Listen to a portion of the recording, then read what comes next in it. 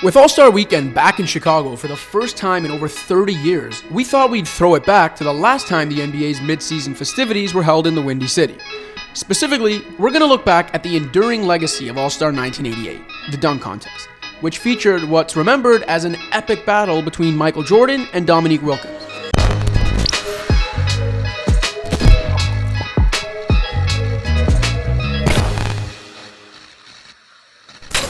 The dunk contest itself was still fairly young at this point.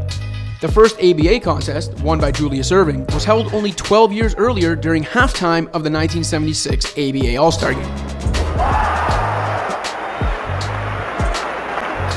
The NBA's dunk contest, as we know it, began at All-Star Weekend 1984.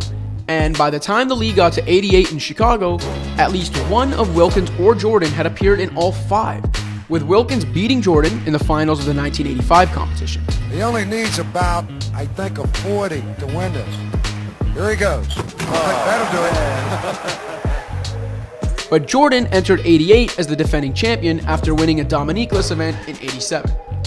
Now, there wasn't a lot of variety in the early dunk contests, whether we're talking about the dunks themselves or the contestants. 6 of the 8 players invited to the 88 event appeared in at least 3 of the NBA's first 6 dunk contests. After Ron Harper withdrew due to injury, the 88 dunk contest field was left with 7 competitors: Jordan, Wilkins, Clyde Drexler, Spud Webb, Jerome KERSEY, Otis Smith, and Greg Anderson. What you have to realize is that the format of these old contests was a bit tedious. Between the first round, semifinals, and final, fans had to sit through 32 total dunks, which is asking a lot of both the audience and the competitors in an era where this was considered starting with a bang. First dunk. Otis Smith is a power dunker, and you saw that right there. Anyway, unless you want to hear commentators joke about KERSEY's small hands being a handicap in this competition, we can skip through the first round. Well, I think Jerome is a little bit handicapped in the fact that he has smaller hands than some of the contestants. He wanted to make sure he got his first dunk in. He can't believe the judges didn't give him a better score. Jordan, Wilkins, Drexler, and Smith made up the final 4, and this is where the fireworks really start. Jordan had memorably scored a 49 the year before for attempting a free throw line dunk, which Dr. J had made famous.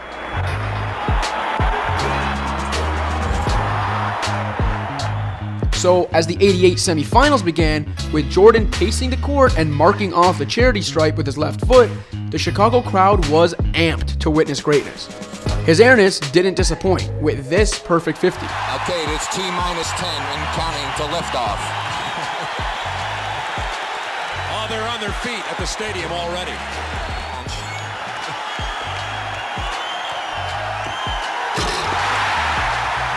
Alright, let's be honest. How many of even the most devoted hoops heads are disappointed right now? Jordan's famous free throw line dunk came in the semifinals, and a year after he had already attempted it in another dunk contest? Just wait, there's more where that came from. For one, Drexler attempted the same jam just 2 dunks later in the same round, and... Alright, I'm sorry. Side note, forget why Clyde would ever attempt a free throw line dunk just moments after Jordan. The real question is, how is Clyde Drexler only 25 years old here? Tell me you couldn't convince a non-hoops fan that's MJ with his uncle instead of with one of his contemporaries. Anyway, back to the dunks. Jordan and Wilkins advanced through to the final, which we're ready for after a sideline report from an uncharacteristically quietly dressed Craig Sager. Now the Slam Dunk Championship, the last 2 winners, 2 of the last 3 winners that is, Dominique Wilkins taking on Michael Jordan. This is what people came to see. The game's best dunkers, one of them the defending dunk contest champion, in a rematch of the 85 finals. Remember though that this was taking place in Chicago, so what people were also coming to see was the hometown hero slay Nique. To start the final, Wilkins and Jordan trade some solid yet unspectacular 50s. A 2-hander off glass and a powerful windmill from Nique, a double clutch kiss the rim from Jordan. Well, we're still even as Jordan goes up and takes it way down. So now Jordan steps up for his second dunk of the finals, knowing he needs another 50 to keep pace with the human highlight reel. And he comes up with this. Looked like a figure 8 with the double clutch. That booing you hear in the background? That's the Chicago crowd losing their minds because the judges gave Jordan a 47. There's another look at that dunk. Now watch when he takes off. Look at the way he moves the ball from the right down low to the left, two hands, and throws it through with authority. That sound, that booing, may have been the turning point in arguably the most famous dunk contest in NBA history. But don't take my word for it, just listen to this. These judges are going to need the National Guard to get out of Chicago Stadium. Yeah, it's a hostile, ugly crowd now. Wilkins only needs a 48 on his final jam to clinch another victory over Jordan and really set this Chicago mob off. Instead, he ends up with a dubious 45 for this two-handed window. If you ask me, no judge wanted to be the one whose 10 may have helped Wilkins get the 48 he needed to beat Jordan. So all five settled with the safe bet of a 9. Now the stage is really set for something special. Jordan, in front of a raucous Chicago Stadium crowd, needs a 48 to force a dunk off or a 49 to win the contest outright, on a night where he's already thrown down that iconic spread eagle free throw line jam. So what does his airness have in store for us here? He's just gonna do the free throw line dunk again?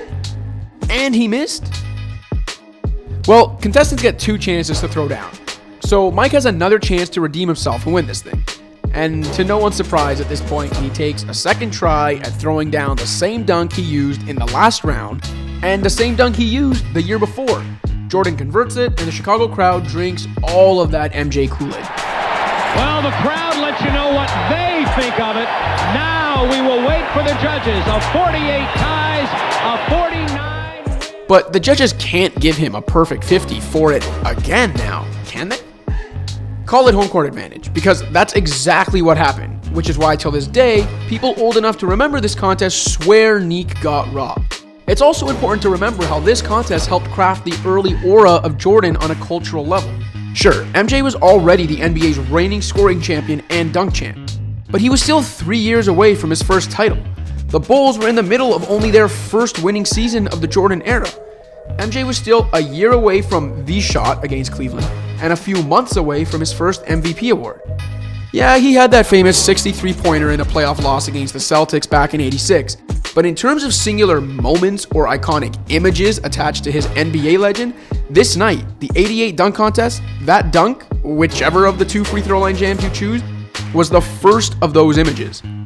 Another fascinating element to look back on is that the Jordan 3s, which MJ rocked through the '87-'88 season and wore on this legendary night, were the first set of Jordans to actually feature the Jumpman logo on them.